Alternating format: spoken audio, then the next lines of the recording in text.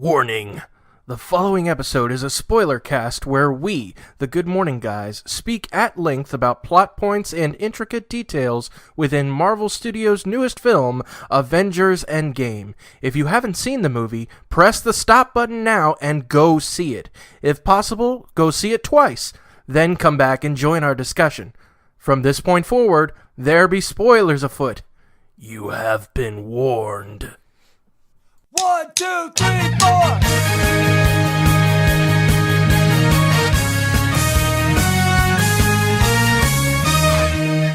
Good morning, my avenging brothers and sisters, on this, our first GMG Spoilercast of 2019 with all four of us present. Thank you so much for joining us on this fine morning, afternoon, evening, or night as we spoil the heck out of Avengers Endgame. In our former Spoilercasts, we paired up and talked about video games with Spider-Man and Red Dead Redemption 2. Also, a couple of us paired up to talk about Shazam, but today we are venturing into what could be the biggest movie in 2019, if not eventually, of all time, at least in terms of gross box office money made. I don't know if that's how you say that. But before we get into that, let me introduce our quadfecta. With me is the man who takes down fake news and spoilers like a rogue Hawkeye, a.k.a. Ronan, Patrick Novosel. I love you, 3000. Wait, hold on. Is that also a spoiler? Did we say spoilers yet? We've already said this is a spoiler cast, so it is what it is. Also with us, a dude that can make us laugh in 3 words or less, like Rocket Raccoon himself, Ronnie Johantges. Iron Man dies. And next to him, the fantastic... That's Spoilercast, right? I mean, it is. It's in the title. We can do whatever we want. You should not have been listening if you did not want spoilers. Mark, you should put like a little disclaimer at the beginning of this podcast because we totally just spoiled it. Next to him, I didn't think there were any rules. The fantastic fellow with 80s music in his heart, much like Peter Quill, a.k.a. Star-Lord, Marc Boucher. It's a dance-off, man. It's a dance-off. And finally, I am Lucas Ham Swisher, a guy who, because of a mild case of dementia, doesn't need to drink away his bad memories like Thor, but isn't above playing some video games to distract himself a bit. And also, Captain America wields Mjolnir and beats the crap out of Thanos. It's pronounced Mir. Meow, meow, meow, meow. Mir, mir. If this is your first time joining us, welcome and Excelsior. I don't know why the Avengers Endgame Spoilercast is your first one, but hey, you're in for a treat. If this isn't your first time joining us, well, Excelsior again. So, guys, we are jumping straight into it. No updates, no GMG community cornery. We are only talking about Avengers Endgame for the next 4 hours. 3 hours. Let's just do the length of the film. The next 3 hours and 4 minutes. 5 minutes? 6 minutes. Hope you've emptied your bladders. Yes, sir, I have. I have a cup next to me, so if I need to empty my bladder, Gross. It's good to go. Yes. So, before we get into actually any more spoilers about Avengers Endgame, since we already just ripped the Band-Aid right off, thank you so much, Ronnie Johantges. Before you guys watch this glorious movie, did you guys know any spoilers? This is confession time. I want to hear. So what was it, like 4 days before the movie? So it was like, I think it was Monday, and I had shut down Twitter. I shut down Facebook. I kind of shut down Discord. I just stopped the notifications. I muted Endgame spoiler channels, movie TV channels, and I think it was 4 p.m. on Thursday, and my buddy texts me and says, hey, here's 4 scenes that gives you an opportunity to go to the bathroom. And oh, no. So they showed the scenes for you to go to the bathroom?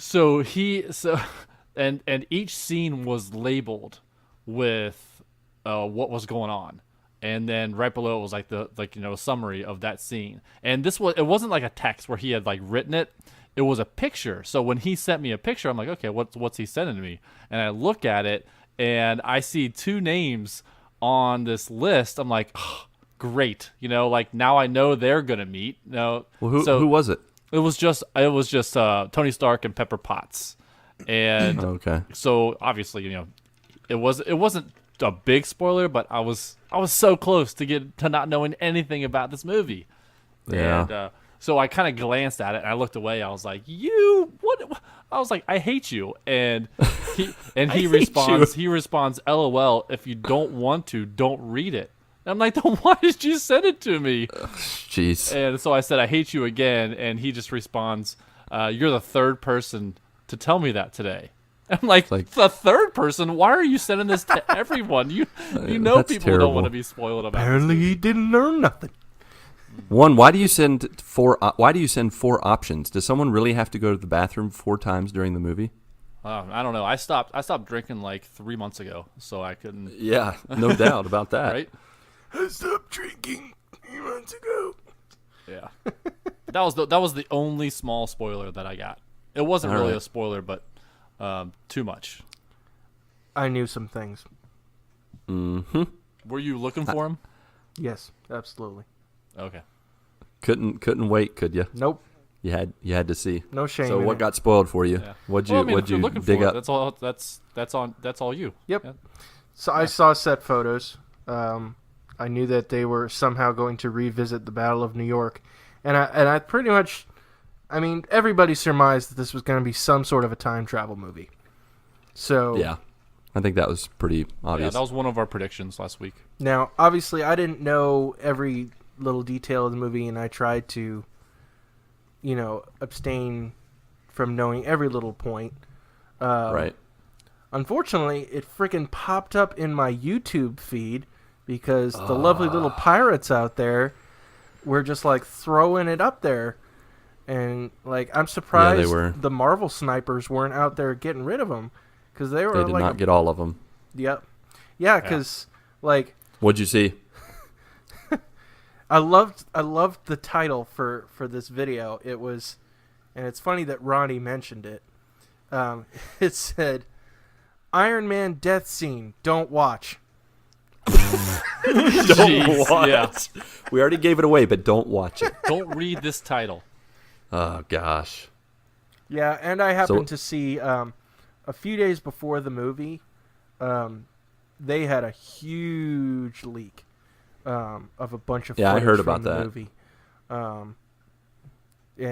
Yeah, it basically had like, I think it was like Arabic subtitles on it, and so I'm sure. You read Arabic? No, I can't read Arabic, Oh, I was gonna say. but I mean That's how you do the the actual subtitles. dialogue was in English, so. Okay. But yeah, I didn't know every little detail of the movie. I was certainly surprised by certain things. Mm-hmm. Ronnie, did you see any spoilers? No, I honestly did not. I don't think I'm like connected enough like to social media to really like come across all that stuff. And actually, like three of my close friends like all had seen it, and they didn't like say a single thing. So That was was nice good of friends them. right there. Good friends that are not hated by Patrick. Well, unfortunately, Ronnie, you're the only one that got 0 spoilers because I also got spoiled. So, last year with Infinity War, I did watch it on opening day, but I didn't like shut myself off from social media. This year, I wish I would have shut myself off from social media. So just like you, Mark, YouTube failed me. Because I was searching on, I think Thursday or Friday, I was searching for spoiler-free Avengers Endgame reviews. And in the list of the spoiler-free, it gave me a spoiler Avenger review. And the thumbnail was the Hulk putting on the Infinity Gauntlet. That is a risk. And I'm like, what did Yeah, I you're just playing with fire do? there. Yeah. I was playing with fire. But I put spoiler-free and I thought I would be cool. So I saw that. And then also, I get an email every day from this, I don't know what to call it, but it's like a Wikipedia. It's like an Ask Jeeves mixed with Wikipedia where people ask questions about just random pop culture things. Ask Jeeves is still around? No. It's like Ask Jeeves. So Okay. people ask a question, and then a bunch of people answer the question, and they upvote the best answer. And every day I get something and it shows random things. Usually it shows stuff that I'm interested in. Well, it was in my emails and I was just glancing through my emails. And in the past, when it's had spoilers for stuff, it gives a spoiler alert. But this time it did not say spoiler alert. And it said, so in Avengers Endgame, when Tony Stark dies, and I'm like, So Jeez. I also knew that Tony Stark died. And then today, do you guys remember, Patrick, when you posted about asking questions for this Endgame Spoilercast? Oh, no. Oh gosh. So you know how we started posting Avengers gifts just for fun after you posted that? Because people were supposed to ask their questions in the Endgame spoiler channel. So we just started. Yeah. You two both did an Avenger gift. An old one. Yeah, old ones. Well, I wanted to do the one with Doctor Strange that says spoiler Searching alert. for gifts, you got a spoiler there? Yes. So I put in Avengers spoiler alert, thinking I would get the one with Doctor Strange or something where it says spoiler, spoiler. Well, the first picture was that, and so I clicked on it to copy it. Right next to it was a GIF that showed Thanos and Tony Stark using the gauntlet. Oh my gosh. And I was just like, welp, there's that. So it's your own fault on both of those. It is my own fault. I mean, it's my own fault in just my recklessness thinking that I could get away with it. But I will say, knowing everything that I knew, it did not matter because this movie was simply amazing. Like, I loved it. And before we get into the dirty details and talk about our favorite scenes and the things that happened, what was your overall feeling after watching the movie? For me, this was the biggest emotional ride I have ever been on for a superhero film. So true. It hit all the feels, like sadness, happy, there's action, Surprise. It was unbelievable. Yeah, it was so crazy how they were able to have like a really tender scene and then naturally throw in a joke that just really lightened the mood. It didn't feel like it was just so natural how they did that from scene to scene. And it was like it would bring you all the way down. It would be gut wrenching, rip your heart out, and then the next scene they'll make you feel good again. And it was just like, it's a roller coaster. It was, but it was a good roller coaster. Like nothing like your stomach just throwing turns up at upside the down end. and wants to throw up. This was like a roller coaster that you wanted to ride over and over again. It was just so good. Absolutely. To say this was a cinematic event is putting it lightly, honestly. Like, every emotion you could think of, I certainly went through it when watching this movie. And they did such a good job of making it a very atypical superhero movie. And in the fact of, the aftermath of the snap and losing half of life in their universe, what is that like? What would they go through? How would life continue after that point? And it's very atypical in the fact that, like, what do superheroes do when they've lost? Yeah. Typically, a lot of superhero movies, they win in the end. And obviously, this one ended up that way, obviously. But starting out, they've lost. They've lost big. And so that's just so atypical and interesting to see. And yeah, like Patrick said, there was fun, there was humor, there was action, there were some really tough parts to watch. There was some great closings to stories that we've seen over the past 10, 11 years. And they did such a good job of ending those stories, but yet allowing things to go on. For sure. And so this is an incredible movie, and I think I mentioned this in the Endgame spoilers chat. This is my number one. Nice. Easily. Ronnie, how'd you feel about it? I think I'd actually feel almost the same way. Like, I love this movie. I thought it was awesome. Even somebody like myself who's seen like maybe like 11 or 12 like Marvel movies or whatever, like the movie was so good. I will say like the Marvel movies that I have seen like came in real handy during that movie. Yes, like definitely. The first two Avengers, like those were a big part like of the movie. Yeah. They basically went back in time to that. But I really, really liked it. Especially like me, I haven't seen like Civil War, or I think there might be one or two other movies that like Iron Man is in. Like I still like watching the first two movies, and then the Avengers movies like had like an attachment to the character. You know what I mean? Yeah. But it was awesome. It really was good. I actually, one thing that I took away from it that I thought was the most interesting is never in my life have I ever heard a theater so quiet. At that main spot, like it was so silent that it was noticeable, I guess is the best way to describe it. Yeah. But yeah, I thought it was really good. Really, really good. Nice. So with that, I think we've all kind of mentioned that the movie was just a roller coaster ride of emotions, of joy, of sadness. And I think the opening and kind of connecting with what Mark was alluding to, that the opening was it just hit you so hard. It reminded me of the beginning of Up, where Hawkeye loses his family. And it's definitely a moment as soon as I saw the arrow hit the tree and he was with his family, and I'm like, they're all going to dust up and it's just going to be him. But when it happened, when you like witnessed the loss of his family, man, that was gut-wrenching. And that was the first time I teared up in the movie of many times I teared up.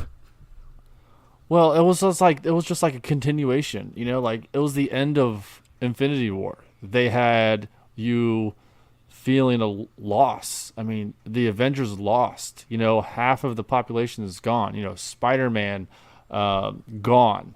Almost every single one of the Guardians of the Galaxy gone. Yeah. And you see everyone they're just like disappearing, and they start this movie off with the same way. They're like, hey, remember that feeling you had at the end of Infinity War? Here's more of it. Here, feel it again. Like right into it. They have, like Hawkeye is right there, and daughter disappears. His family disappears. Yeah. And I'm like, and as a father, as a husband, I'm like, oh no, is this the way the movie's gonna be? I'm gonna feel like so emotional on this movie. Like 21 movies I've watched. This is the 22nd movie, and I've been invested for almost a third of my life, and you're giving me more heartache. Oh, they were just like tugging at my heart, man. Yeah. Yeah, the cool thing about going to the movie theater here, in a college town like this, especially I went on opening night. I know Pat, you went on opening night. But yeah, college town on opening night is you get a lot of really excited college students, 20-somethings, that are really pumped to see this movie. And yeah, it was like super silent. And the thing is, like, Marvel has done this to us not once, not twice, but 4 times. They did it in the initial dusting at the end of Infinity War. They did it in the post-credits scene when Fury and Maria Hill dusted. Yeah. They did it in Ant-Man and the Wasp when Hank and Janet got dusted. And Hope. All I can remember is the yeah. character names. Hope, yep. Hope. They all got dusted. And then, sure enough, the beginning of this film, you see more people get dusted. They did this 4 times to us, and it emotionally resonates just the same. And the fact that, like, we were in the theater and we're watching, and I pretty much knew that his family was going to disappear. Yeah. But you could hear audible, oh no, oh no. Yeah. Kind of in the background as this was happening. And it was such an incredible way to start the movie. Just cold open, dead silence other than this exchange between between Clint and his family. Just a brilliant way to start it, and just setting things up on an emotional low, basically. Yeah, and it didn't stop there, because from there we go to Tony Stark and Nebula. They're on the ship kind of floating in space, and they just continue to pile on the depressing nature of where they are, the situation they're in. So rough. And was there anything else from the beginning of kind of the setup for just what dire straits they were in that you guys... I mean, they made Tony look like emaciated. Like, he was skinny. You know, Marvel's so good at making characters look skinny. And, like, just like back in Captain America, first Avenger. I mean, like, it was just... He just looked like he hadn't eaten for 3 weeks. Yeah. You know, he's lost all his muscle mass, and he's pretty much... He has no energy. He's just laying down, talking to Pepper. Hopefully she would listen to all of his audio clips and all that. Man, it was just, like, rough. Yep. Like, it was just... There's no saving Iron Man at this point. It was just like, oh my gosh. And there's the one point where Nebula just, like, picks him up and just, like, sets him in the chair, and, like, one of the captain's chairs. Yeah, I thought he was like, man, he's dead. he's gonna die right here. Yeah, right here, right now, croak. And then the bright light comes. Well, that'd have been a rough start. Yeah, if Iron Man died within the first 10 minutes, Yeah. Man. that would have been terrible. Now, they must have received some sort of, like, a transmission from space to be able to find where Tony and Nebula were. Because, I mean, sure enough, Captain Marvel Just shows them. up. Yep. Then takes him back to Earth. They have a little powwow. Tony Stark is... And Captain America says, let's go get that son of a bleep. Yeah. Pretty much everybody's like thought, that. And then Tony Stark's language. like, I'm not interested. Yeah, his language filter just drops in this movie. Yeah. Yeah, it really does. That's for sure. And so that's when they go after Thor, and in hopes of getting the jewels, the Infinity Stones Go back. after Thor? Huh? Well, did they go after Thanos? How did I say Thor? Yeah. Yes. Sorry. They do, but yes, later on. Twist. Thor's the bad guy. Yes, that's right. Surprise. No, I'm just kidding. Thanos, yes. So they go after Thanos. They find out he's on the planet, the garden. He's at the garden, and not the Madison Square Garden, but the garden. The God. And they confront him. Now, what did you guys think was going to happen when they confronted Thanos? Did you think there was going to be a little scuffle, little fight? I was not prepared for them to do what they did. I know, right? I thought it was going to be a massive battle. Like, at that point, like, like, didn't know that, like, the glove wasn't on, like, all that stuff. Like, he just assumed they were going to fight the same guy that just defeated all of them, basically. Yeah.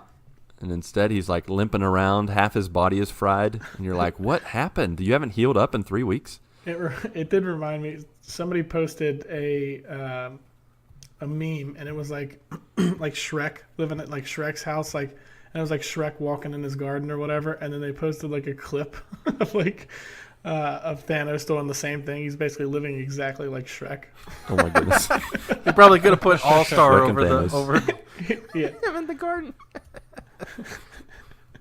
No, but I was not expecting Thor just to lop his head off. Oh man, that was this crazy. is in the first few minutes of the movie. Yeah. And I'm like, what is the rest of the movie going to be about? I know, right? They just killed him. I'd never And then- thought about him disintegrating the Infinity Stones, using the Infinity Stones. And he's like, they're gone. I am the inevitable. Sorry about your luck. Yeah, and at that point, they're just, to them, all hope is lost. Like, there's no way Yeah. of undoing it. So the only way that they can feel better about it, especially Thor, where he, jacked it up the last time, Thanos is like, you should have gone for the head. Well, sure enough, went for the head. Yep, and just lopped it. They cut off his arm, and then they cut off his head. And I was just like, wow. Okay. I didn't see it being that easy, but it was that easy. Yeah. You need that Staples easy button. Yeah, that was easy. So then it fades to black, and then tells you that it's 5 years later. And it gives a new situation, a new normal for the Avengers. So Patrick, what did you think about that as they kind of got us caught up on 5 years after the fact. They've lost all hope. What kind of stuff jumped out at you in that time? Well, when I saw 5 years later, I'm like, wow, they're doing a time jump, and then they do that aerial shot of New York, and it was just not taken care of. No. There's the Mets stadium. No baseball. There's no baseball. There's cars and garbage everywhere, and it's crazy because 50% of all human beings and all life is gone, and I mean that's how can you continue on when half of the people are gone? It was insane. They I think right then they go into Captain America doing like a support group. Yep. Cameo from Joe Russo. 5 years later, they're doing support groups. Because there's so many people that are gone. Yep. I could see like 5 weeks later, maybe they're having that same. Like what do we do? But it's 5 years later and nobody can move on. It's insane. Yeah, I thought the passing of the 5 years and the depressing nature that they showed was one thing, but on top of that, like when they revealed that Tony had a daughter, the dad in me was just like, I kind of shed it. Like I was happy for him, like, and I kind of shed a tear because I was like, oh my gosh, he had a kid, and I thought that was really cool that they. Yeah, it was kind of a callback. Yeah. Sorry, it was kind of a callback to Infinity War. Right at the when beginning. He's walking in the park. He said he had a dream. Right before, they were talking about having kids and having a future. And so I'm assuming it happened then. I'm assuming Pepper Potts was pregnant at that time, and she hadn't told Tony yet. Right. Because she was like 5 years old. Yeah. Man, Tony Stark is a dream master.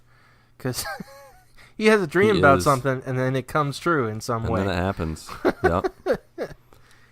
That is true. Yeah, and she's wearing the little Iron Man, the Iron Man helmet. She comes out of the little house with the helmet on. What about other characters in after the 5 years have passed? What did you guys think of Professor Hulk? Oh, it was hilarious. That was weird. It was hilarious. It's hilarious. You thought it was weird, Patrick? For sure. It was a little strange hearing his normal voice with the huge Hulk body. Yeah. He was making jokes. I'm like up to this point, like everyone is so somber and there's no future. There's nothing left. I mean, Nat's crying almost all the time because she can't cope. Right. And then they show Hulk, half Bruce Banner, half Hulk.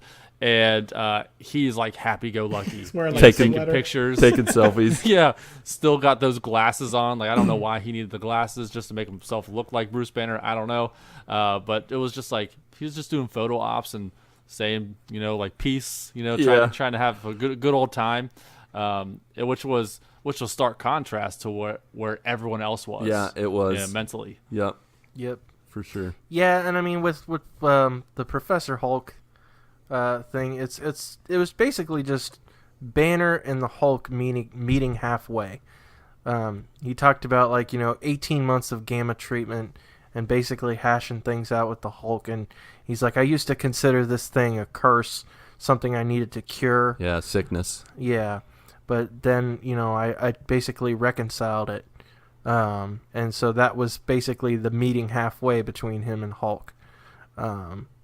So, which, I mean, it was interesting. It's based on the comics. There is a Professor Hulk in the comics.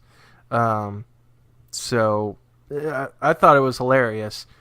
And to basically hear Mark Ruffalo's voice.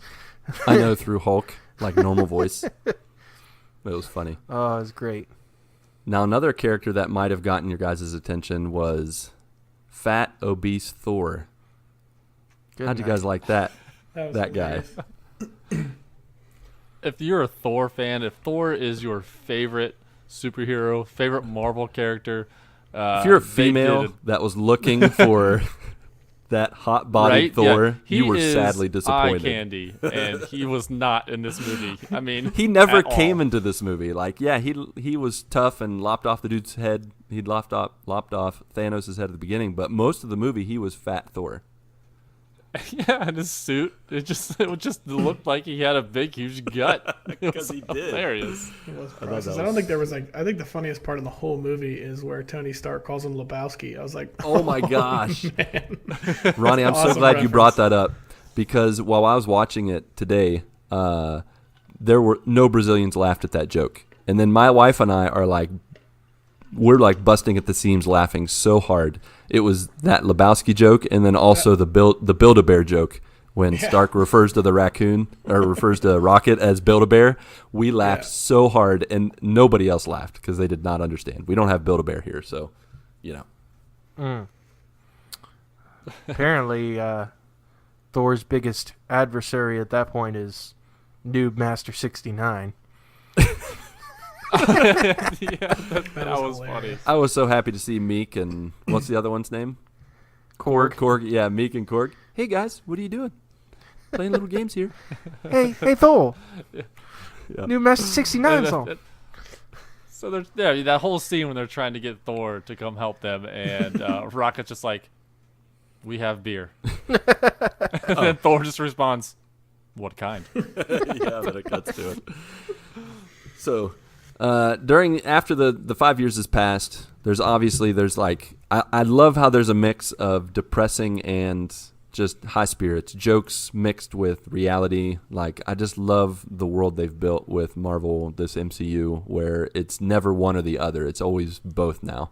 And from there we transition to the return of Ant-Man, and he comes back from the quantum realm. It's been 5 years. I will say that. Shout out to the I was rat. going to say, I'll never look yeah. at a rat the Well, same way ever I've again. heard people say. Doctor Strange's one scenario. He's like, "Oh, there's this rat that is just gonna turn on Yeah. the time machine or turn on the quantum realm machine, and that's how it's gonna work." I read a meme that said Splinter saved Ant-Man, or Splinter saved the world, or saved the Avengers, or whatever, Nice. and referencing to the rat. Yeah, that was so funny. But I will say that I teared up also when Scott Lang, when Ant-Man reunited with his daughter. As a dad, I was just Ooh, like, that was a "Oh, moment." man." Older daughter. Older, yes, much 5, however old she was. It looked like more than 5 years passed because I remember in Ant-Man and the Wasp, I didn't think she was that old. I thought she was like 7. Yeah, well, she was like 9, maybe 9. maybe 10. She looked So older would've than been 14. like 15 years old. But yeah, anyways, so Ant-Man shows up and brings up good old-fashioned time travel through the quantum realm. more specifically, time heist. Time heist. I loved how they called it time heist. I will say I was sad that his friends from the Ant-Man movies didn't show up at any point in the flick and give a little story. But I was glad that he called it a time heist. So, Mark, in the setup for the time travel, and even we can jump into the time travel itself, what were some of the scenes and the things that happened in that transition when they were kind of getting ready for the time travel? And we can go right into the time travel itself. What did you what'd you like about that? Well, couple things need to touch on. First off, man, were they bashing the crap out of Back to the Future. Oh, they were bashing the crap out of every single time movie in existence. They were like, you all did it wrong, and here's why. It's like, what was it, Tony, or maybe it was Hulk? I can't remember. It was like, hey, does everything you know about time travel come from Back to the Future? Yeah. In movies? They're like, yeah. I think it was Rhodey, too. He was like, yeah, that's right. It's like, yeah, that's wrong. But, the real hard part was, well, first off, I guess when they try to send Ant-Man through the quantum realm, and he comes back like as a baby, and then as a teenager, and then a baby, and then an old man, and he's like, I think somebody wet myself or somebody peed myself. But I don't know which one. Yep. Yeah, that was funny. And then, of course, Tony shows up and fixes everything because he suddenly solves time travel. Yeah. Which was like one of those scenes that was very important when he was sitting on the couch with Pepper. Yeah. And he's like, I figured it out, and he's like, I can just stop and put it away and never think about it again. And Pepper's like, you'll be able to sleep, but will you be able to rest? Yeah. And It's true. at that when she asks it that way, he's like, "No, I can't. I got to do this." So that's when he shows up. Oh yeah, and then of course when Hawkeye, when they actually attempt it, when they try to do quantum realm travel the right way, and they send Hawkeye, who he basically volunteers, and he goes right back to the farm, and happens to call out his daughter's name, and just as soon as he does that, he's shoop, right back. That's like dangling the carrot. Yeah, that was heartbreaking. But Right, yeah, and he brings back his kid's glove, so they know that they can bring stuff back. Yep. It was a good test, but a I heartbreaking also thought test. I also thought like it was kind of heartbreaking too, but it also like gave hope to him. You know what I mean? Like I took away, like it That's gave true. him hope. Like, hey, I can have them again. Yeah, So he like came away like more positive, even though that specific situation was rough. that's true. I did think he reacted better than I thought he would. I thought he would be like mad. It's like, why'd you bring me back? I just wanted to stay there. Big picture, buddy. well, he saw it though. He saw the big picture for sure. So once they tested it out, they did some time traveling. What'd you guys think of the locations and what happened when they were at those locations? First of all, it was really cool how they went back to straight like was it New York there? Like, Yeah, first Avengers That's movie. Yeah, so some hilarious stuff happened in the middle of that. Like, first of all, they're all standing in that alley, and the actual like Hulk from that time period runs through, I love it. tearing everything apart, and they're all watching him. Yeah, He's keep just going stomping on a crazy. car. Yeah. This is so gratuitous. So then he tells me, he's like, I don't know, what does he say? Like, do Hulk stuff or do like smash Yeah. some stuff or something. So he like hits this little car a little bit, like and it puts a little dent in, and he like flips something over. He's like, Yeah, and rips like his, he's just pretending to be Hulk. yeah. Yeah, that was solid. Yeah, the crazy thing is like the fact that they pinpoint, the points that they have to go to, and the fact that 3 stones are in the same area on the same day, basically, is kind of crazy. Yeah, it was kind of crazy, and I really, I thought, part of me was like, why in the world would you go to during that time, during the craziness and during the first Avengers movie? Because there's so much going on, but I loved during that whole that part of the time travel. I loved how they showed kind of what happened after they caught Loki at the end of Avengers. Like, you know how in the movie they surround him and he's like, I'll take that. I forget what he says. I'll take that drink now, I think. Yeah, I'll take that drink now. And in the Avengers movie, it cuts, but in this one, it kind of showed behind the scenes. And it showed some people getting drinks. It showed them all getting into the elevator, and they're like, "No, Hulk, you can't get in the elevator." And he's like, "I hate the stairs." Yeah, too many stairs. And then Captain America in the elevator, very reminiscent of Winter Soldier. When he's in the elevator with all the when the part where he whispers into the dude's ear, "Hail Hydra," I was like, oh, shout out to the comics, where probably some of the greatest outrage that's ever happened with Captain America, where he apparently is actually evil and Hail Hydra and all that stuff. But I thought that was so smart. But, Yeah, they can retcon whatever they want. But I thought that was such a cool thing that they did. And so I was like, is he seriously going to beat the crap out of all these guys again? But instead he takes the peaceful route and then fights himself. I would have been okay with that, though. Yeah, I would have been okay with that too, for sure. No, I think they did so many things like within that time travel that were awesome. Like, yeah, if you think of like the other paths, like Tony's path. So like when he runs across like his dad, like, dude, that was incredible. That was incredible. Yeah, that was a crazy, crazy scene. And it's one of those things like I like didn't notice like that was his dad right away, and then he got like closer, and I was like, holy crap, that's his dad. That's his dad. Like I just didn't expect him to like run into him. Like I don't know if anybody saw that one coming, but it was pretty cool. Which just previous to that, final cameo from Stan Lee.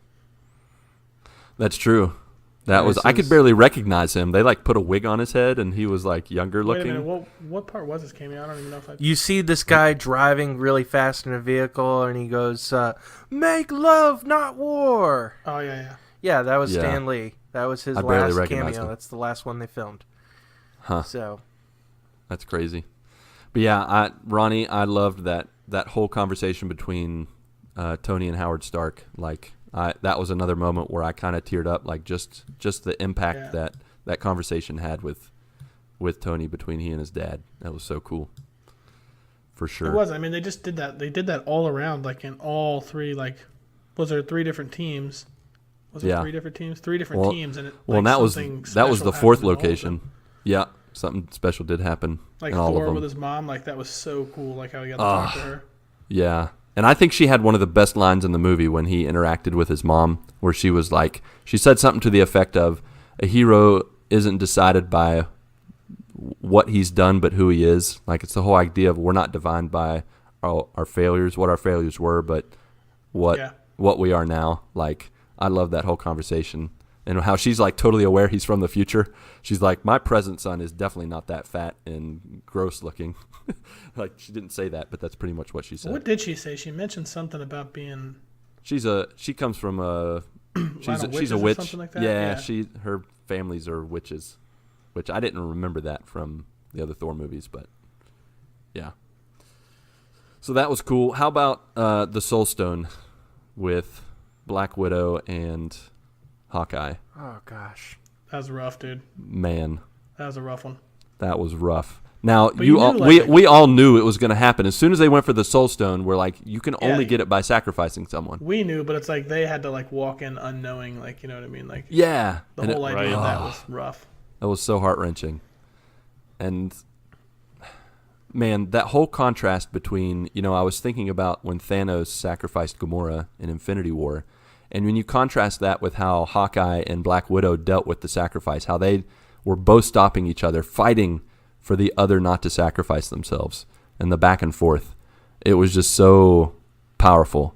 Who did you think was going to die in the end? Did you guys lean one way or the other, or did it come down to the wire? I thought Nat was going to die. Yeah. Because with Hawkeye and his family. Yeah, he's doing it for his family. That whole family redemption thing, yeah. And also, I mean, I think a Hawkeye is going to have a TV show on the Disney streaming service. So I was like, well, I don't think he's going to die. Nat's going to die. Yeah. Only because of that. Not necessarily the back and forth between them, but I thought I thought Nat was going to die. I just thought his story was more powerful. Like his background, his history, like the family was a huge thing. So if I had to pick going in which one was going to go, I would have said Black Widow. Well, apparently they're going to explore her backstory. Yep. She is getting her own movie. So, which evidently a prequel. Is now a prequel. Cool. Yeah, that'll be a cool origin story. Yeah, they only touched on her origin story, I think, in Age of Ultron. Yeah. It was like, I want to say Civil War. Yeah, they touched on it in Age of Ultron, and I would think it would be an interesting backstory to revisit. Get to learn a bit more about Budapest. Yeah, that whole scene was, I think my wife said that was the one she cried the hardest. Like, where it got her just emotionally the most was the death of Black Widow. I have to say, big shout outs to actor. His name is I believe it's Ross Marquand.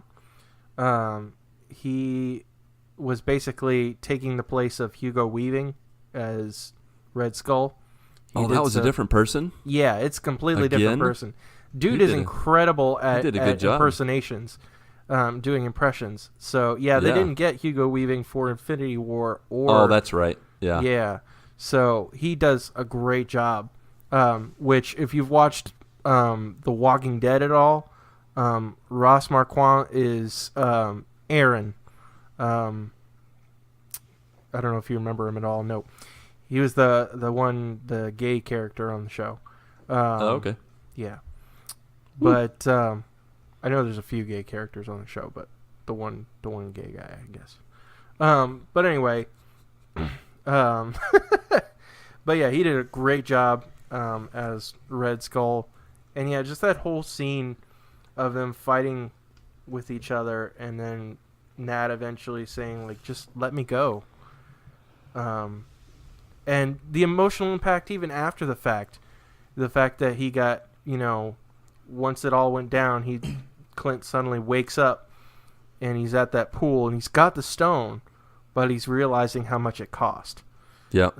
and he just. Well, I think too, even like right after that, when he, like when they all went back in the time machine and they're all standing there and she didn't come back with him, and Yeah, like that a couple was- different people were asking him like, "Where's she at?" And he just like couldn't even talk. Like, Couldn't say anything. yeah, it was. Yeah, it was. That I will say, like Patrick like nailed it. Was like, man, that movie was like highs and lows. Like, once you're like on a high, you're like, yeah, man, but lows is like, oh, jeez. Yeah. And I think overall their use of their whole use of time travel, the way they dealt with it, I have to say it was really well done. I was very skeptical before going in. While I am a fan of time travel, the fact that it always breaks down and there's always inconsistencies. I love Back to the Future movies, but at the same time, it's so convoluted sometimes. But I thought they did an incredible job with the time travel. And I loved the nostalgia and the shout outs to the past movies and stuff. So good. So they're successful. They bring back all the Infinity Stones. But during all that time, one part that I was not expecting was how they were building up for past Thanos to find out what was going on. I was very surprised by the connection that Nebula had with her past self, and how through that Thanos found out stuff, and Interesting.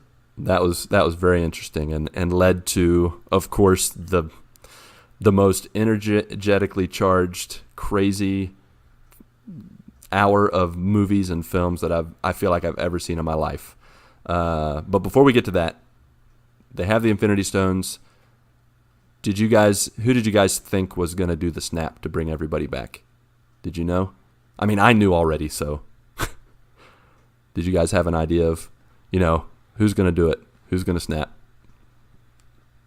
I had no clue. I mean, when I saw the gauntlet, I was like, well, that's big enough basically for Hulk. I actually thought it looked too small for Hulk. When he picks it up, it's actually more Tony Stark size, and I'm like, how's that going to fit on his hand? Yeah.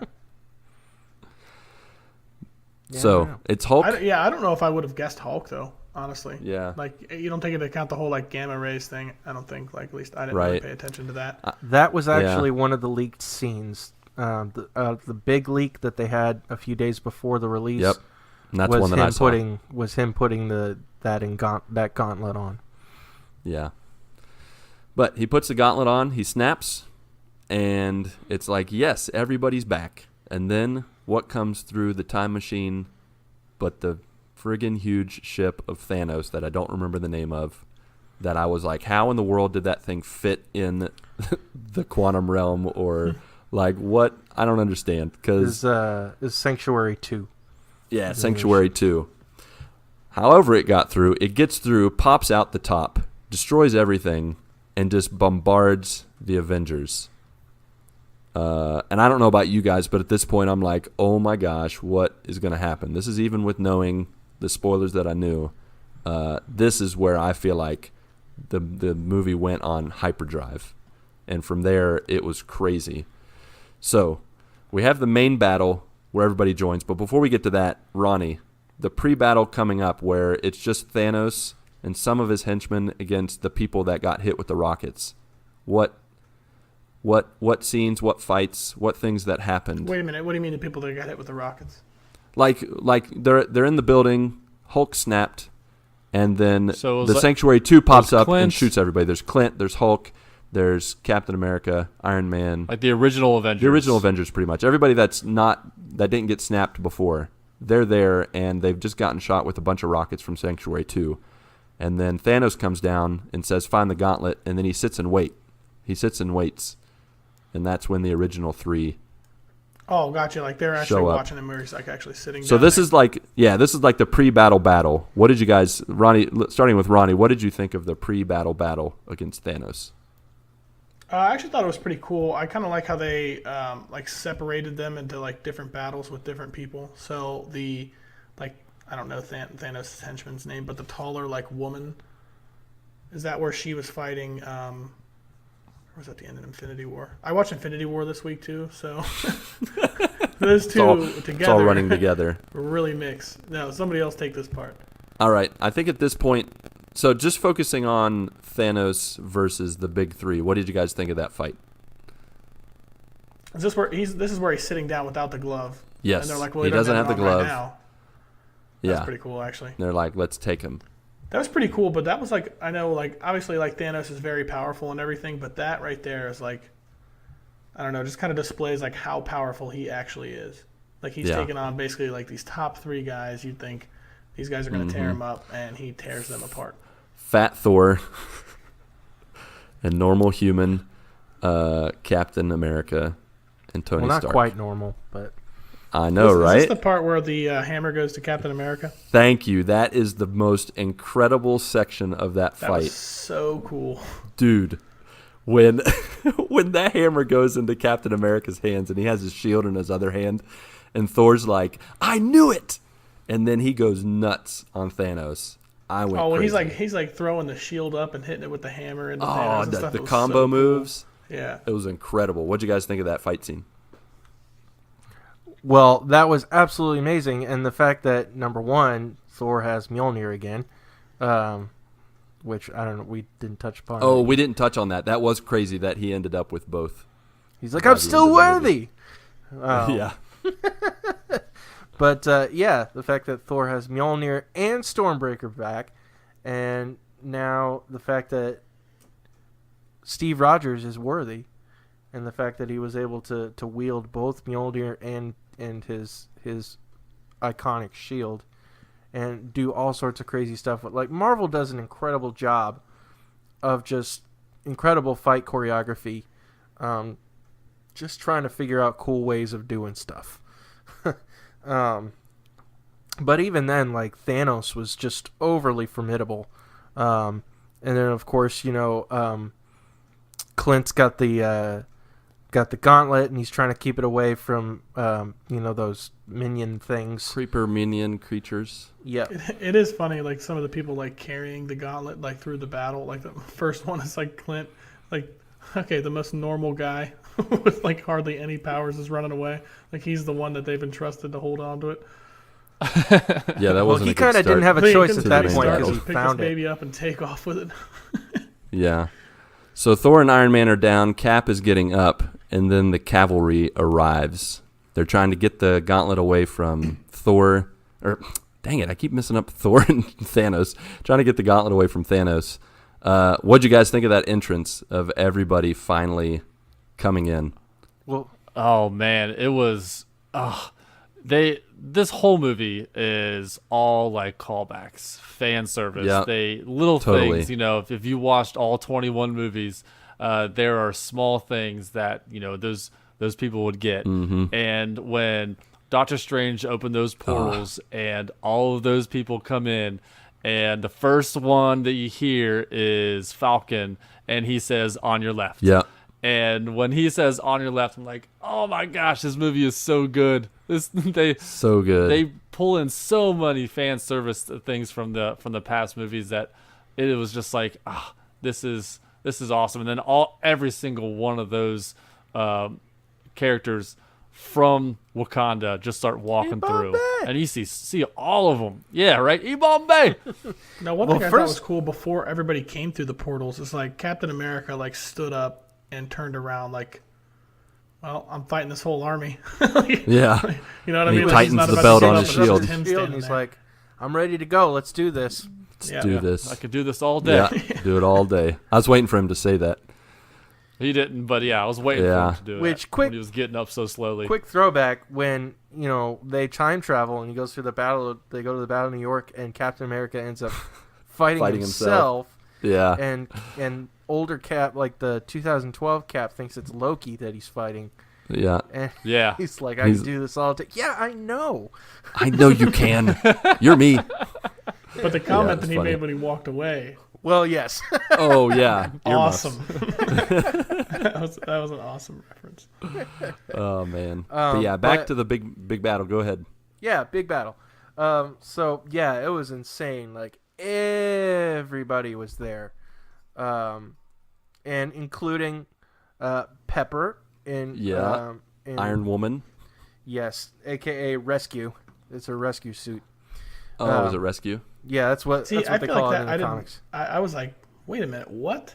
Yeah, Like, I was also surprised by that. Yeah, I didn't know that was like even going to happen. Like I realize now, like the foreshadowing a little bit in the movie with the helmet at the beginning and stuff.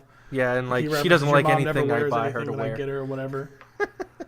Yeah. So like I guess I kind of foreshadowed it like a little bit, but like you just totally didn't expect it, and out of nowhere, like her face mask like opens up, and you're like, oh crap! Like, all right, they really got everybody. Yeah, I especially liked the Valkyrie with her Pegasus, like flying through with her horse back from like 4,000 years sweet. ago or 20,000 years ago. I was like, where did she get the Pegasus? Yeah, just like And it running just- blades through their ships. Yeah, pretty cool. That was nuts. And then Spidey and Iron Man share a hug at the beginning of the battle. That was Oh yeah, that I was mean like so nice. Yeah, he comes in. He's like, I thought I fainted. I woke up. You weren't there. I just know what was going on. And then Tony just hugs Yeah. him. Just this hugs is him. nice. And he's like, this is nice. Yeah. Like such a huge, like tender moment after all this action, in the middle of all this action. And it's just like, oh, man, it was like one of those moments where you started to get emotional again. Yeah. Like, man, like Tony was so sad when Peter had dusted away. yeah. And then he's back. And so he's, he was very emotional in that sense too. Oh, absolutely. And like I told you guys earlier, we're in a college town. It's opening night.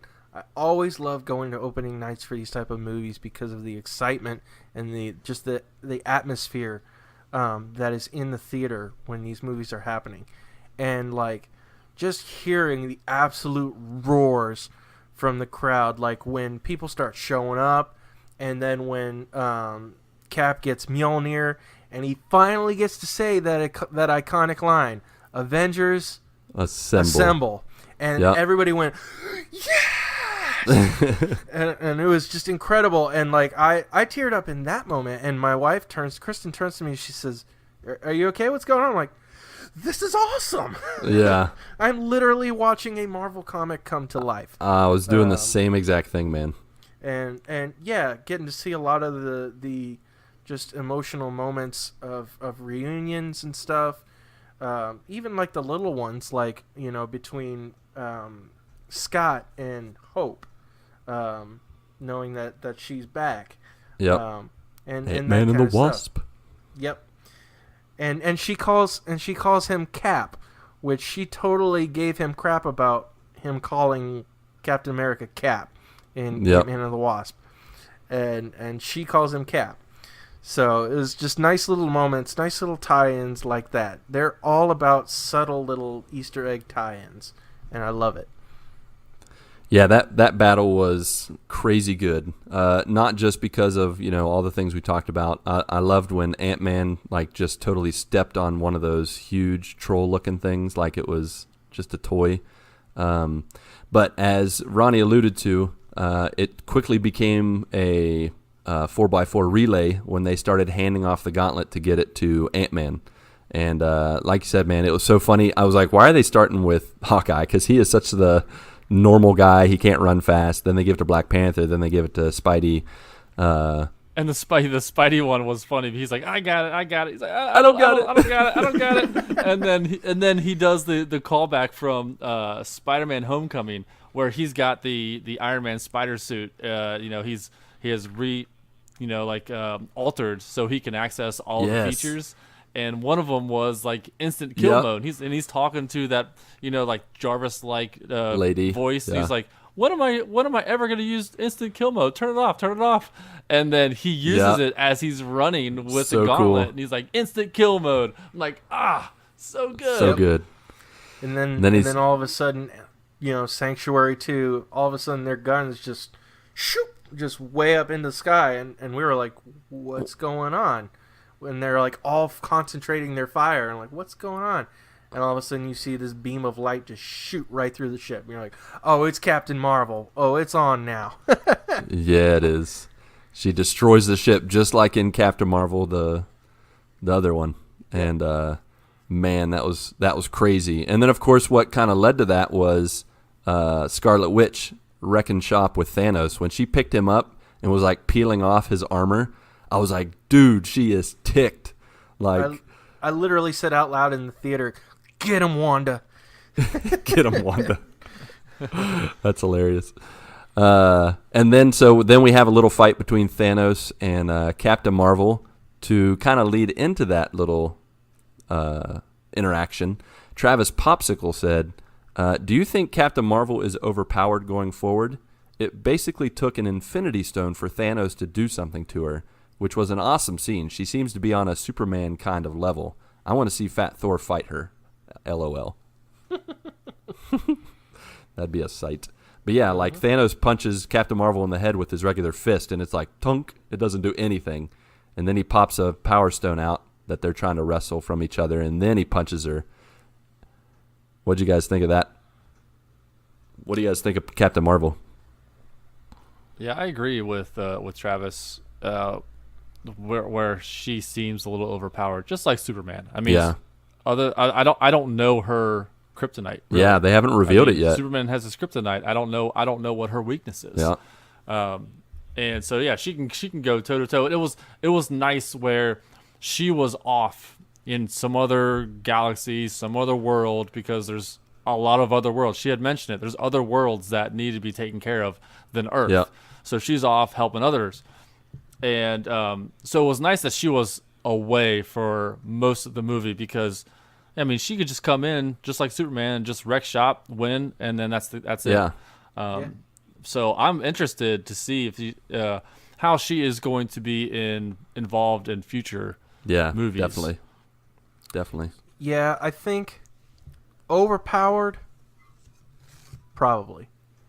Overused, no. Because they used her at just the right moments where they needed to have that. But she's not like the catch-all for everything. I think, honestly, she may be the leader of the Avengers going forward. Yeah. It's possible. If they do make any more Avengers movies, I don't know if they're going to just stop and just focus on other types of team-ups or whatever. Or if they will make more. I feel like there is going to be another one. And the only reason I say that is because right at the end, they show Nick Fury.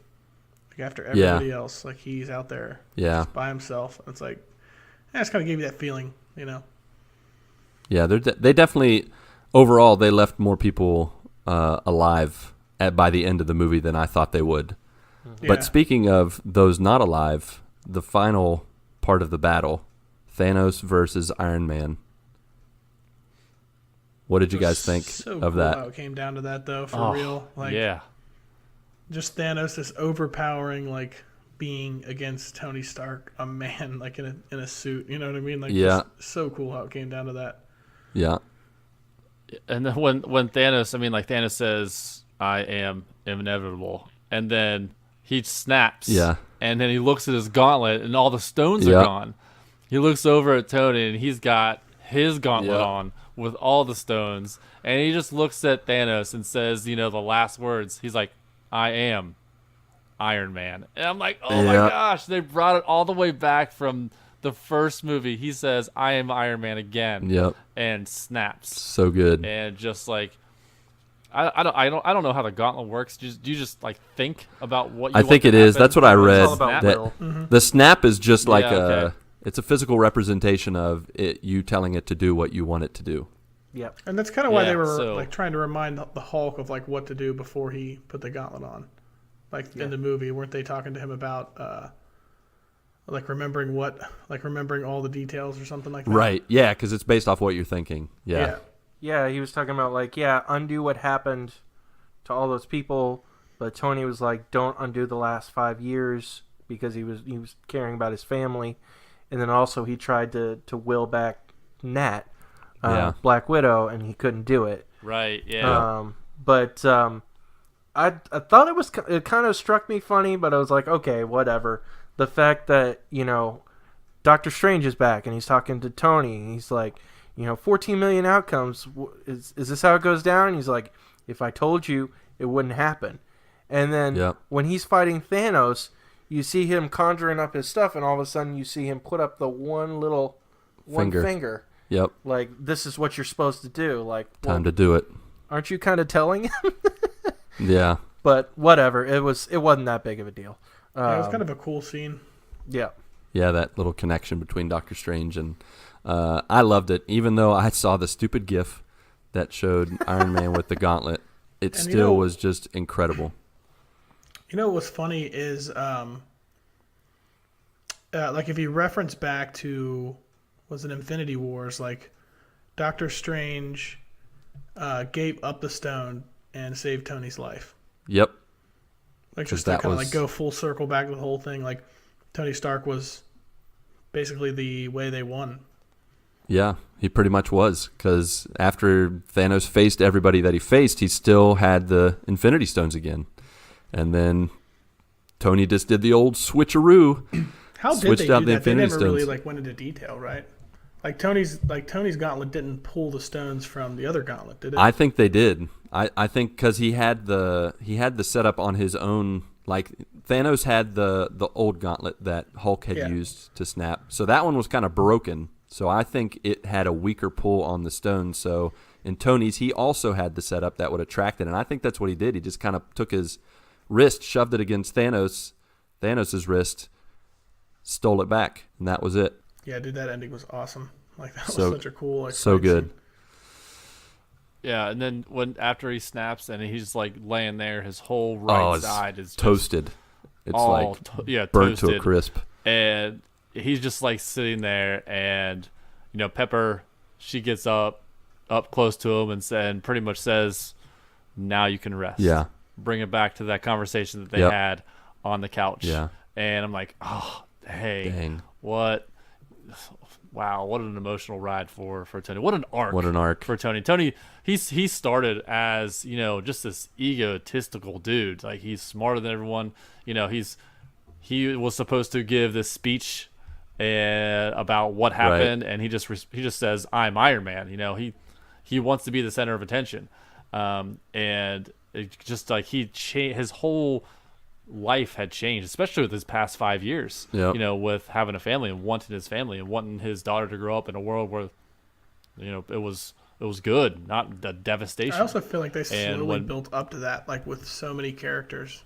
Like so many characters were like very selfish at the very beginning, and like Thor. Yeah. Thor like too. Thor, like Doctor Strange was the same way. Like Yep. all these guys like came full circle to where they could like basically work together at the very end and become like completely, I don't know, I guess like selfless. Yeah, selfless heroes, definitely. And so Iron Man just kind of seals things up, puts the bow on top of the present. Avengers win. Thanos and the rest of his minions turn into dust, just like the good guys happened to the good guys at the end of Infinity War. Tony dies. They go to the funeral. One of the things that I really noticed from the funeral was just all the characters being there, paying their respects. It felt like they were paying their respects not just to Iron Man, but to Robert Downey Good Jr. Robert Downey Good Jr. Good. Did I say his name right? Robert Downey Jr. You're Robert confusing Downey his Jr. name with Robert Darrell Good Jr. Oh, Robert Darrell Good Jr. Robert Downey Jr. Yes. I felt like they were paying respects both to the character and the actor, because I think it was kind of understood that he's done his part, that he's moving on, that he'll no longer be Tony Stark's in future films. But I thought it was really cool, them paying their respects. Did you guys, there's one thing that I noticed in the final funeral scene. Did you guys see the random teenager that was towards the back? And he wasn't random. And he wasn't random, but he looked like a random teenager. He did, yeah. Did you do your research on that, I did. Mark? I did. Did they have like a hood up or something? No. No, he just had a suit on. He looked like just a teenage kid. You haven't seen Or Iron Man teenage. 3 yet, have you? No, Yeah. I think I probably assumed that was Spider-Man. I didn't really pay attention. Yeah. Like to who I've that seen Iron Man 3, and I didn't recognize this character. Yeah, he's much yeah, I and he's didn't much either. older now, so it's Yeah, kind of hard it to looks recognize him. Yeah, I had to look it up myself. I was like, who was that guy? Yep. And I was like, oh, it's the kid from Iron Man 3. I was like, oh, okay. Harley Keener from Iron Man 3, the kid that helps save Iron Man in his Why garage. I know? Because we had a connection. Now, like I have said throughout this spoiler cast, this is a very emotional movie, and throughout the entire movie, I had not shed a tear. I had not welled up. I felt some emotion. Just like at the surface. It hadn't revealed itself yet. But the biggest part, that emotional part in this movie, was when Happy was sitting on the bench on the porch with Morgan, and she says, "I want a cheeseburger," and Happy is talking about how good of a guy Tony was, and just says, "I'm gonna get you all the cheeseburgers you want." And at that point, again, as a dad, Totally. if I had a buddy that would watch over my daughter for me, and just was gonna be able to talk to my daughter like that, and take care of my daughter. Yep. I'm like, that's when the emotion finally hit me. I'm like, oh my gosh, he's dead, and he left behind a family. Yep. And that's when a tear had just gone down my face. I'm like, oh my gosh. Yeah. It's like, I can't believe this movie made me shed a tear. Like, wow, like, this is so good. And that scene, what a callback to also, again, Iron Man 1, where he gets rescued from the desert and he asks for a cheeseburger, and he's eating a cheeseburger. Want an American when he goes- cheeseburger? Yeah. And I was like, not what you think. And Patrick, that totally hit me as a dad too. I mean, overall in this movie, every parent and child interaction, Stark's, Thor with his mom, like, it totally hit me in the feels every time, and it was so good. I loved it. Yep. Loved it. Love. So after the funeral, they have to return the Infinity Stones, and who better than to return the Infinity Stones than Captain Bleepin' America? So he returns the Infinity Stones. I don't at this point, like, I have suspended all of my disbelief. That is I'm like, correct. I'm just gonna go with it. This is good. Like, okay, I'm gonna go with it. And it took several Avengers to get the In Infinity different time Stones. And they're periods. gonna send one person back to put these Infinity Stones back to their rightful place. Like, I thought that was such a how stretch. in the world is he gonna do this?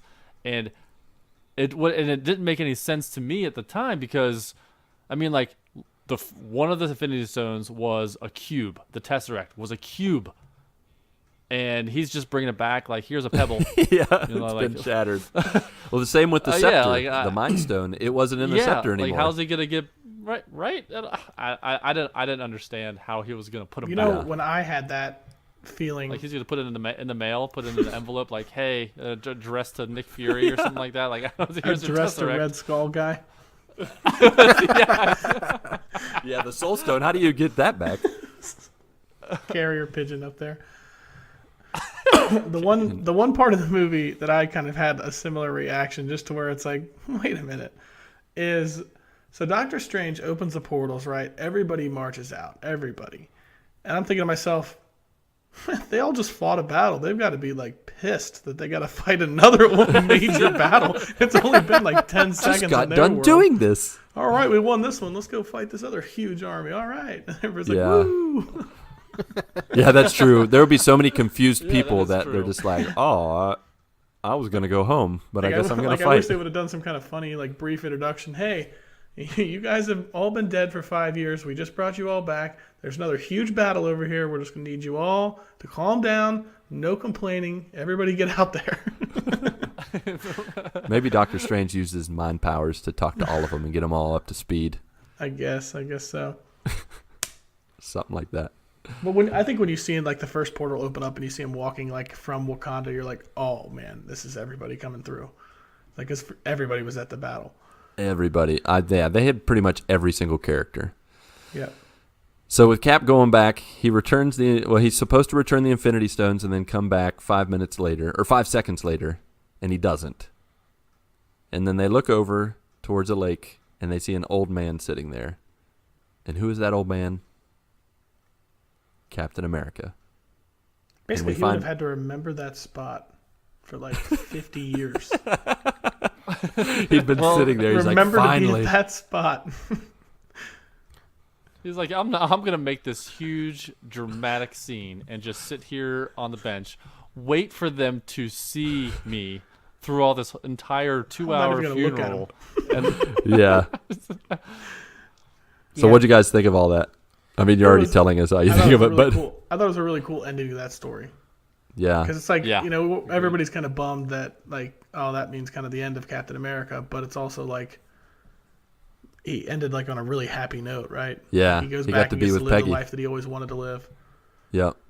So And I want to go back to the our Endgame predictions Oh, from yes. last week. I was gonna ask And you about that. Lucas. So I had listened to this, and we got a few things right. We got some things wrong, but one of the biggest ones was, Lucas, when you said that Captain America is gonna stay in the past and live his life with Yes. Peggy, and I'm like, couldn't oh my believe it. gosh, what a prediction! Shout outs and you shout got outs it. to Gabriel and Melky, my Brazilian buddies who talked to me about that. That was a huge. I couldn't believe it when it happened. I was like, "What?" I mean, I suspended all disbelief, but when he was taking the Infinity Stones by himself, I was like, "Oh my gosh, they were right. He is going to go back and stay with Peggy." And when he didn't come back, I was like, "Man, that's just he deserved it." Like, I don't care like how that, how not believable it was that he could take all his Infinity Stones by himself, that he could somehow, like, even in the whole time, the time rules that they established, like going in the past was not supposed to change the present, and just all the things the rules that got broken. I didn't care. He got to be with Peggy and he got to have that dance, and I thought that was such a cool end to his arc. Awesome. Yeah, that was a big one. What other ones were there any others that you noted from listening that we got right, or we got? I know I said Captain America might die, but that didn't work out. Well, I mean, we had said that Iron Man was going to die, Yeah, you had said. and Captain America was going to die. I mean, like, he died in a sense, Yeah. where he went back in time and he never came back. Right. Well, he came back and is an old man kind of thing, but that was one. We said that that no one from the Guardians of the Galaxy crew was going to die. Other than Gamora. Oh, but how about bringing 'cause Gamora she- back through her past self? I thought that was a cool thing. So now they're trying to find her. Yeah, and the whole scene with Star-Lord just like You missed me the first time, thought but I the lost second you. time you got both of them. just knees him in the nuts. Well, the best part, she's like, this one, seriously? She's like, it was either a rat or a tree or something like that. Yeah, it's like a. which apparently that's gonna be the theme of Guardians 3 is them going, because apparently Gamora pieced out. Yeah. And so Now they got to find her, Now they got to find her, and they got a new member. Thor Yes, is I part love of the that. Guardians. Yes, as Guardians of the Galaxy. Loved it. I little loved their scene whole with discussion him. about who's in charge. Oh my gosh, that was so Yeah, funny. you're in charge. Now, I will say, charge. one prediction I got right was that there would be a passing of the baton, passing of the torch. Yeah. The torch. It's true. And there was certainly There were a a number of passing them. of the torch. Right. Where, obviously Falcon comes over and talks to Steve, and he's like, and first off, he sees that he's got a ring on, so obviously he married Peggy. And he's like, "You want to tell me about her?" And I just love his just stops and, no, I don't think I will. None of your business. Yeah. And then, of course, he's like, and there's another matter of business. He was like, I can't believe I'm not going to be fighting with, I'm not going to live in a world with Captain America. And he's like, well, funny you should say that. And he pulls out this nice looking Captain America shield and hands it to Sam. And that's a big deal. That's totally a big That's deal. a huge deal. Yeah. So, obviously, Disney Plus is doing their streaming thing with Falcon and the Winter Soldier. So I'm wondering if this is going to be a post-passing of the torch Falcon and the Maybe. Winter Soldier. Now is he going to be like Captain Falcon or Falcon Punch! Falcon of America? How can you replace the butt of America? I love that. I love that joke too. American Falcon! That's truly America's butt. Is that how they called it when they were talking about Captain Yes. America in his outfit? And I love how Steve is like, he looks down at his own butt. Yeah, He's like, that is America's butt. that's right. That is America's butt. Yeah. The only thing I'm skeptical about with Falcon is, are they going to give him some kind of super serum? Because he's just a normal dude. And he's going to use that shield, and sure, that shield's going to be awesome and protect him, but it's going to shatter his arm because he doesn't have super arms. He's just a normal dude. True. So I'm intrigued to see what'll happen. Probably got some kind of ridiculous Tony Stark outfit that pops out of it. Yeah, maybe. So it covers him. So, did you guys have any final thoughts on the movie Endgame? Do you guys think it's going to make $3 billion? I think so. Yes. The fact that it I think made It's going to be the biggest everything. movie of all time. the fact that it made Yeah. 1.2 billion in 4 days, Yeah, it's ridiculous. 5 days. days, whatever. Yeah, Yeah. close enough. Yeah. Well, yeah, whatever.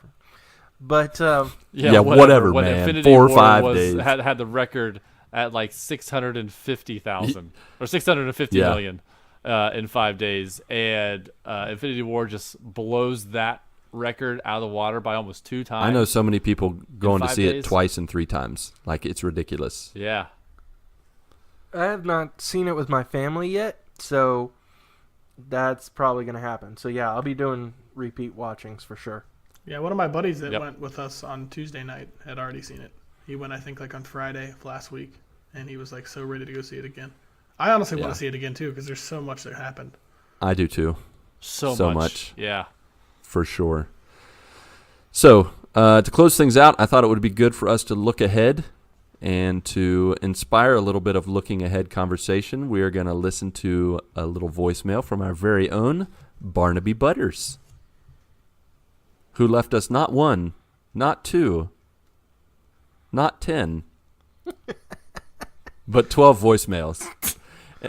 Which, spoilers, sorry Barnaby, we're not going to play all of them, but we will share one of them and have a nice little conversation about looking ahead in the post-Endgame MCU era, Phase 4.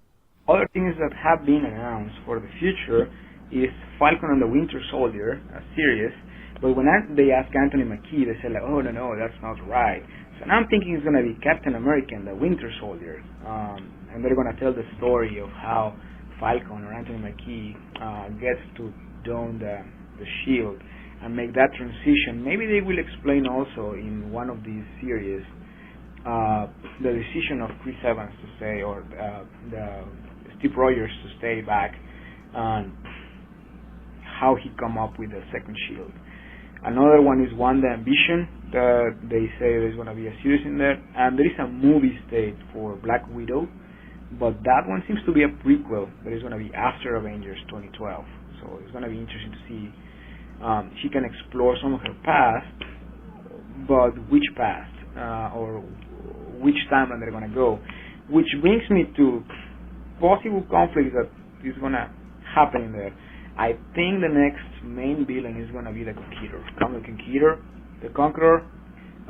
He's the main Avengers villain in the comics. He's from the far future and comes back to the present timeline because the timeline where he's from got changed by things that the Avengers have done, so he needs to erase those. So I think that's part of the thing that is going to be explored. Different timelines, Conqueror, things like that is going to happen in there. Another thing that might be there is a justification for mutants' existence. We know now in humans exist that they are half Kree, half human. We know that in humans in there, we know that there was some mutant thing happening, but I think they were going to be introduced as one of these timeline variations, which will bring a reboot from the X-Men and all those situations.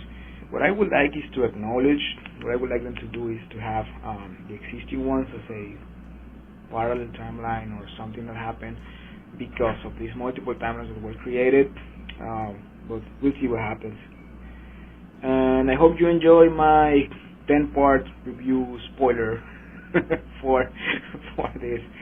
Can't wait to hear what you guys think. Have a good day. All right, Barnaby, thank you so much for those thoughts about looking ahead. So do you guys have any comments about what Barnaby had to say? do you have your own predictions for what's in the Phase 4 and beyond? Yeah, I definitely think, like we just talked about, hopefully this Falcon Winter Soldier thing will maybe sort of go into his life as Captain America now. Who knows? I think the Black Widow movie will probably go farther back, like her conditioning in, was it Russia, I believe? Yeah. And how she came about being the Black Widow. I think there's a lot of story to tell there.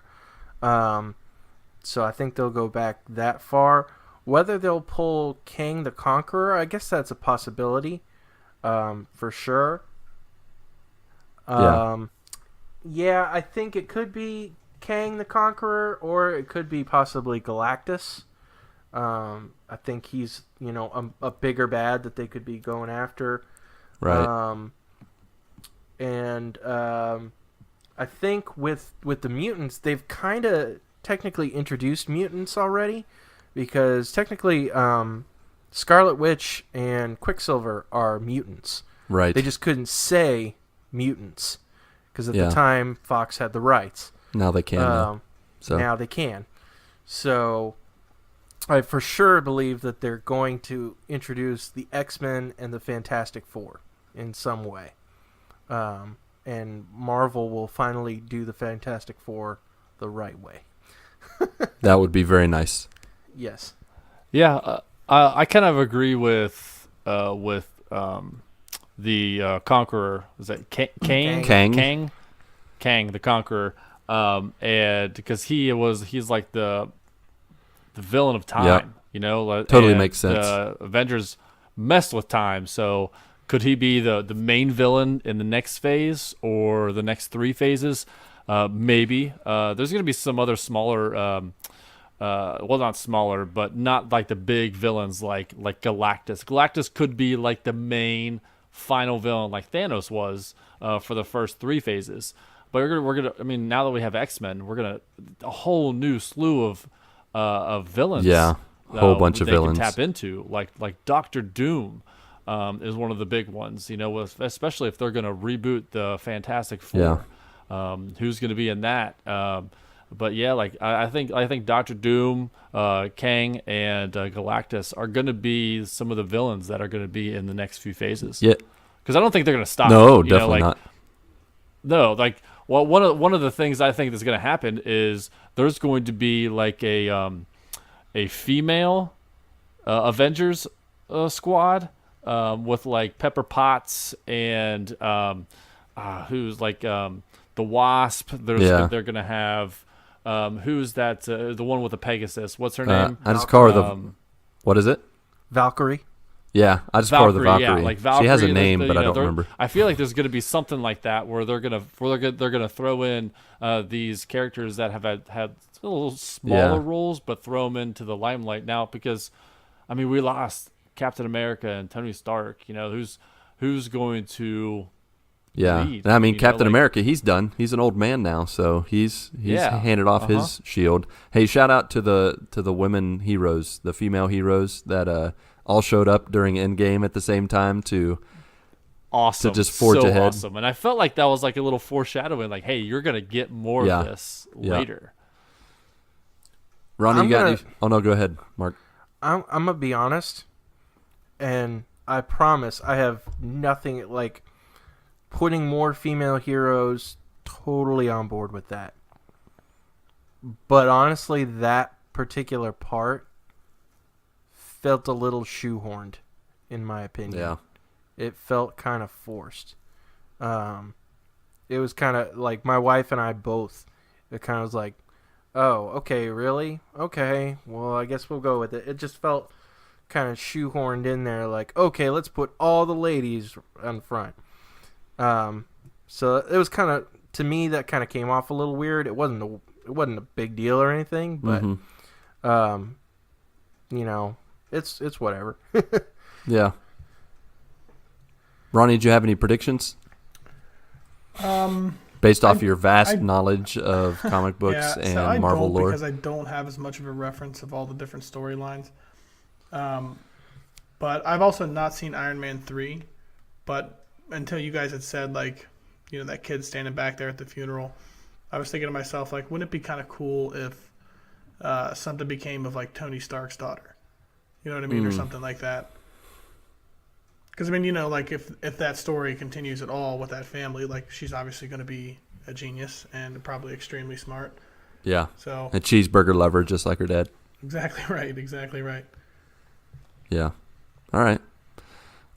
Yeah, I kind of feel like based off of the time travel in Endgame, kind of like Patrick said, and of course Barnaby Butters said, I definitely think the repercussions of them messing with time is going to come up. One thing that I kind of have a little prediction that I think they alluded to Loki coming back, just because when they went to the past and Loki disappeared with the space Infinity Stone, and then Tony and Captain America jumped back to the 70s to get another version of the Infinity Stone, the Space Infinity Stone. They never dealt with Loki disappearing like that. And so he kind of at that point goes off the grid. And I'm kind of curious to know what happens because of that, or if that plays, maybe it won't play anything into it, but he's unaccounted for. Like, he disappeared, and that kind of changed that universe or that time's dealing with Loki. Like, he was loyal to Thanos, or kind of wanting to rule the world or rule the universe. So I'm interested to see if anything comes from that. And he's getting his own show too. Yeah, on Disney Plus. Maybe it'll be based on that. I don't know. You know what I thought was something I thought about with Captain America specifically, and staying back in time and living that life. Doesn't that mean there's two Captain Americas now? That's correct. I wondered that too. Yeah. So, like, in all honesty, like, his character isn't necessarily gone then. Depends on the series of events that happen in the other character's life, right? The one from the past. If he takes the same path, I mean, he might not actually be gone, right? Well, I think based on that present, it's only him again. But there is a time where him going in the past, then there's two Captain Americas. Yeah, there's one in the ice, and then there's one. Yeah, one in the ice, and then him with Peggy, and then they kind of... And I wonder, like, what he's doing during all that time. Like, if he just lived his life with Peggy, was he just, like, watching on TV or hearing about Captain America doing this? Like, how is he even hiding?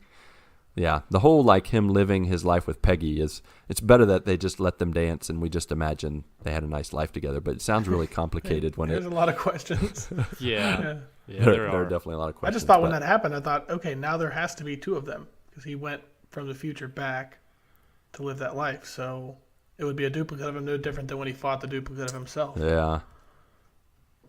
Yeah, I don't know. That's time travel stuff just folding in on itself. Go and kill himself. Oh, that sounds nice. Woo.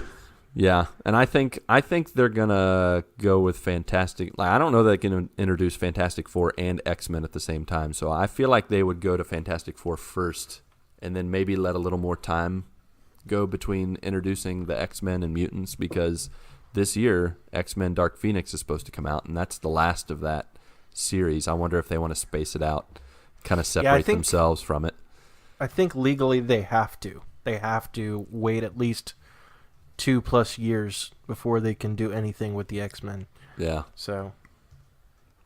But we'll see. We will see, that's for sure. I'm excited. Phase 4, bring it. Let's see what's going to come. I think it's just going to keep going and keep being good, because they got some good writers, good directors, good people running the show over there. You guys have any final thoughts on Endgame, on the Infinity Saga, as it's called now? The official Infinity Saga is over. The last movie of Phase 3 is Spider-Man, which comes out in a couple months. So that is really the end. Now, is of that the the end of the phase? and I thought it was the beginning of Phase 4. Yeah, it's the end. Yeah, it's the last. Yeah. It's the last movie. So that movie is going to have Mysterio as the main villain of that movie, but I'm assuming, because in this movie there was no post-credit scenes, any mid-credit scenes. That's true. It was just like, hey, this is the end, and I kind of thought that they weren't going to detract from the saga that they had just told. They didn't want to say, hey, this is what's going to happen in the future. I think they're going to do that in the end of Spider-Man. In the post-credits, they're going to reveal who is the big villain, who is the next villain that's going to take them into the next phase. So that's, I mean, like we'll have to wait, but it's not. It's not that far away. To find that's out true. who that is. Yeah, it's exciting. Faux show. All right, well, that's all for this in-game spoiling morning. Feel free to leave us a positive but honest review and rating on iTunes if you have a couple minutes to spare. We still need 3 more ratings or written reviews for Ronnie to do something crazy, so let your voice be heard. Also, remember, if you'd like to join in our future episodes or connect with the community that are not sure how to do so, check out the show notes that have all of our info on our Discord server. It's free and a fun way to connect directly with us in the community. Our personal Twitter handles, the show is at the GMG Podcast. Also, you'll find our email or can even call us at 929-GMG Guys. Not putting anyone on the spot this time. Call in, leave a message, ask a question like Barnaby Butters did, and you can join us on the show. Leave a message. Leave a message. It would be fantastic. Beyond that, talk at you again next week on podcast services around the globe as we all bring our own topics to talk about. Should be interesting and totally random. All right then, Pat, Mark, and Ronnie, who for the 28th week in a row has not watched Superman. We're crying on the inside. Oh, and you, our friends and family and listeners, go get your good morning this week, and may God bless and guide your lives as we live, work, and a game.